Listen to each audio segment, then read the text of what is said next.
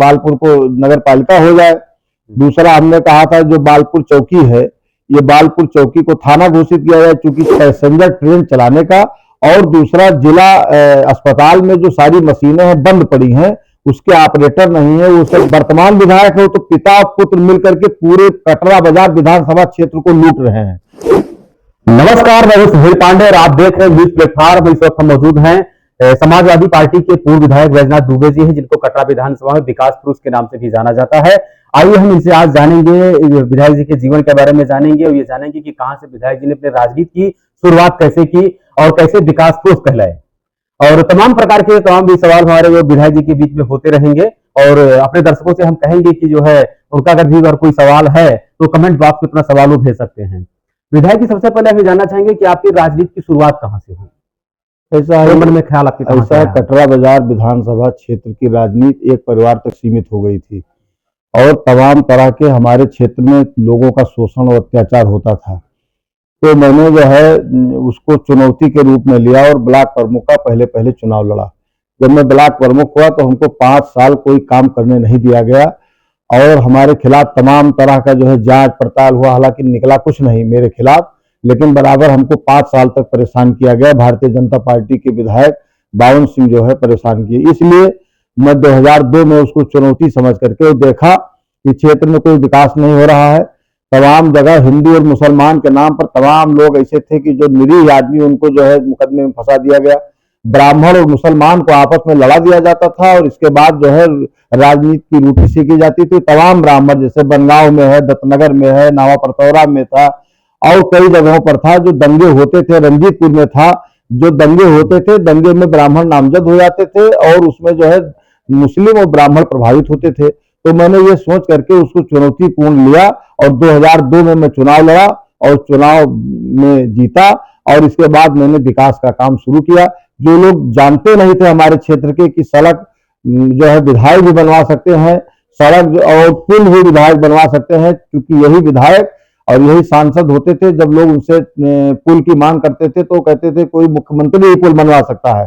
तो इसलिए मैंने जो है समाज में जो टेढ़ी नदी थी, जगह जगह कटी हुई थी, सीधा रास्ता नहीं था, तो तमाम जगह पर पुल हमने बनवा करके उस सड़कों को बड़ी बड़ी सड़कें इसलिए बनवाई कि जो हमारे क्षेत्र के लोग बेरोजगार हैं और वो दिल्ली, बंबई, कलकत्ता सब जा करके जो है बहुत छोटा छोटा काम करते हैं। तो मैंने सड़कें इसलिए बनवाई कि वो सड़क के किनारे लोग ढाबली रखेंगे, दुकान खोलेंगे, जो जाकर के बाहर व्यापार बिजनेस छोटा छोटा करते हैं अपने क्षेत्र में करेंगे तो अपने बच्चों और परिवार के बीच में रहेंगे, अपने बच्चों को पर पैसा खर्च करेंगे, पढ़ाएंगे और हमारा क्षेत्र विकसित होगा, आगे बढ़ेगा।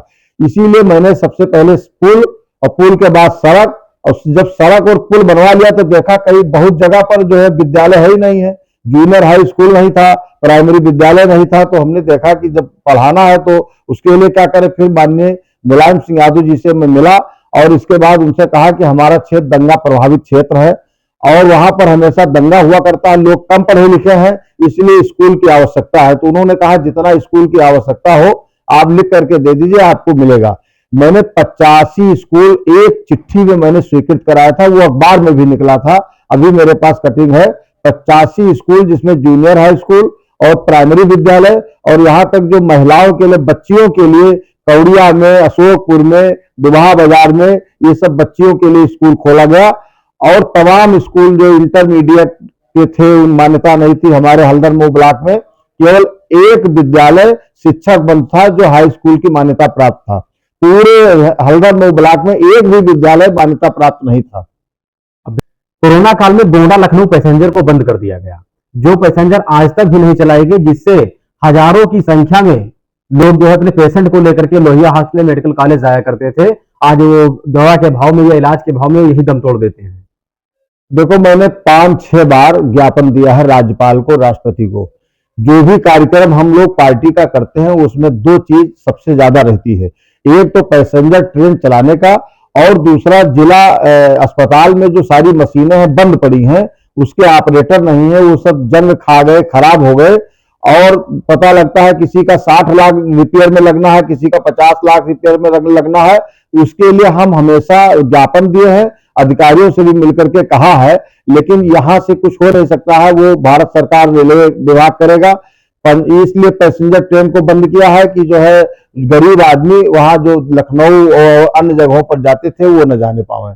तो गरीबों का जो है, गरीबों की विरोधी सरकार है, इसलिए गरीब का कोई काम नहीं करना चाहती है। भारतीय इंटर कॉलेज जो है जो केवल इंटर तक है, बाकी तो सारे जो है पूर्व माध्यमिक हैं या उससे छोटे स्तर पर ही हैं। तो कहीं ना कहीं एक विद्यालय की ऐसी आवश्यकता है जिससे हमारे लोग उसे पढ़े जा सकें, क्योंकि प्राइवेट के जितने भी विद्यालय हैं इनकी फीस इतना ज्यादा, इनके यूनिफॉर्म इतने खर्चे जाते हैं कि जो गरीब या मिडिल घराने के लोग हैं वो दबकर रह जाते हैं, उच्च शिक्षा ग्रहण नहीं कर पाते। देखो, हमारी सरकार ने जो है एडेड स्कूलों को किया था, जो वहाँ भारतीय इंटर कॉलेज है वो भी, और उसके बगल में एक जो है बच्चियों का विद्यालय उसको भी एडेड किया था, और कौड़िया में भी एक स्कूल एडेड हुआ था।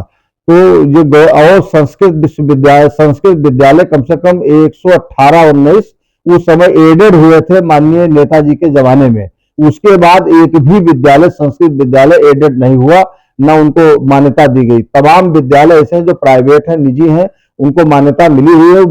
मैक्सिमम 99% समझ लीजिए उन विद्यालयों की मान्यता समाजवादी पार्टी की सरकार में हुई है, इसलिए पढ़ने का स्तर भी बढ़ा है। लेकिन एक सरकारी बीच में कटरा जैसे है, उसे कौड़िया और एक हल्दर मऊ के मध्य में एक होना चाहिए जो इंटर कॉलेज हो और जिसमें फीस कम हो, गवर्नमेंट का हो। और वैसे अगर देखा जाए तो हर ब्लॉक पर एक ऐसे विद्यालय की विधायक की आवश्यकता है कि जो इंटर तक हो और बच्चे उसमें शिक्षा ग्रहण कर सके। लेकिन ब्लॉक छोड़ दीजिए, हमें तो लग रहा है कि सिर्फ एक ही भारतीय इंटर कॉलेज ही है। इसलिए अगर आप सत्ता में आते हैं तो क्या इसके सत्ता में आएंगे तो हम कोशिश करेंगे कि हर ब्लॉक में एक विद्यालय गवर्नमेंट इंटर कॉलेज। हमने हल्दर मऊ ब्लॉक के लिए मांगा था, हमने जो है 3-4 चीजें मांगी थी।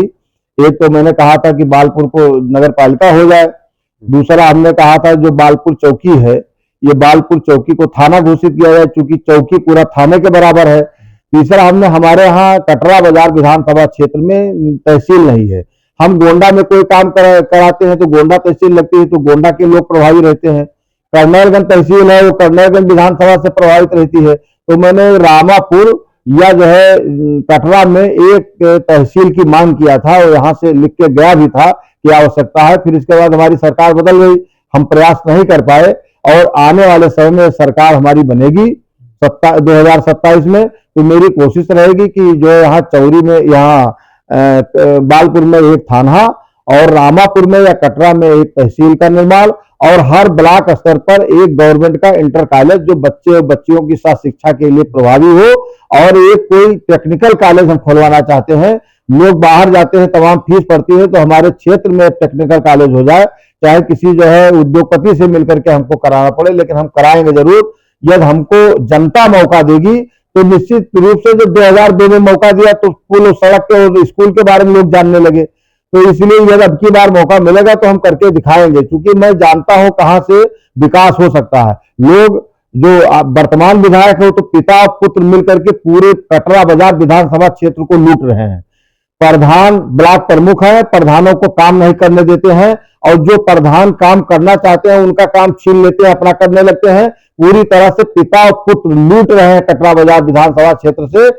कम उससे मुक्ति दिलाने का काम कटरा बाजार के जो सम्मानित नागरिक हैं उनके सहयोग से मैं उनसे मुक्ति दिलाने का काम करूंगा। विधायक जी, एक और सवाल है कि मिर्जापुर स्टेशन के जो सामने की जो सड़क है वो रेलिंग बनी हुई है, काफी जीर्ण शीर्ण उसमें है, काफी जर्जर अवस्था में है। लेकिन जब चीनी शुगर फैक्ट्री जब ये चालू हो जाती है तो बस लगभग 30,000 किसानों का आवागमन होता है।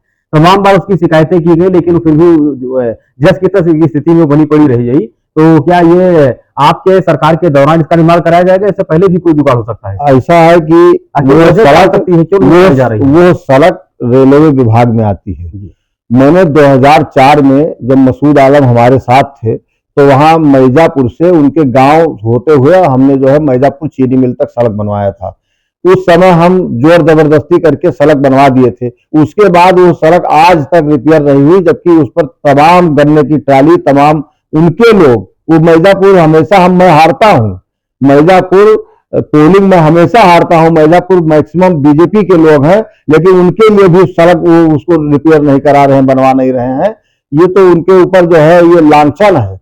तमाम सड़कें जो हम लोगों ने बनवाया था उसको रिपेयर नहीं करा रहे हैं, उस पर द्वेष भावना से काम कर रहे हैं, जबकि वो सब अगल बगल की पोलिंग वो सब जीते हैं, लेकिन द्वेष भावना बस उस सड़क को रिपेयर नहीं करा। ऐसे मिर्जापुर जो रेलवे स्टेशन के सामने भी सड़क है और पीछे सड़क जो मिर्जापुर गांव को जाती है वो सड़क जर्जर है, उसको नहीं निर्माण करा रहे हैं और जो सड़कों का निर्माण भी करा रहे हैं। इस तरह लूट घसोट चल रहा है कि जो नहर है, नहर की पटरी पहले से नहर विभाग के द्वारा बनाई गई है।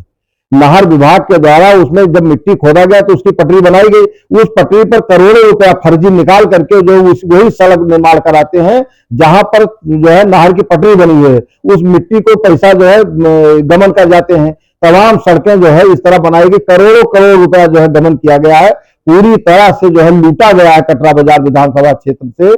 मैं चाहता हूं कि जनता इसको समझे और जो हिंदू और मुसलमान और जो है भाई भाई को लड़ाने का काम भारतीय जनता पार्टी करती है, उसको समझ जाना चाहिए। साजिश को कटरा बाजार विधानसभा क्षेत्र की जनता को समझ करके और निश्चित रूप से अब की भारतीय जनता पार्टी को हराना चाहिए।